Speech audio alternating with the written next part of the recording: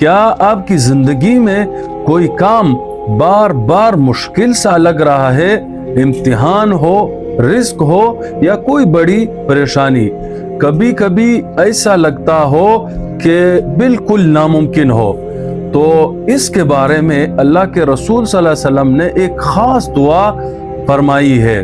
کہ اگر کوئی بندہ اس دعا کو پڑھنے کا اہتمام کرے، خاص کر کے ایسے مواقع پر، تو اللہ رب العزت ان مشکلات سے نجات عطا فرمائے گا۔ وہ دعا یہ ہے: اللہم لا سہل الا ما جعلتہ سہلا وانت تجعل الحزن اذا شئت سہلا۔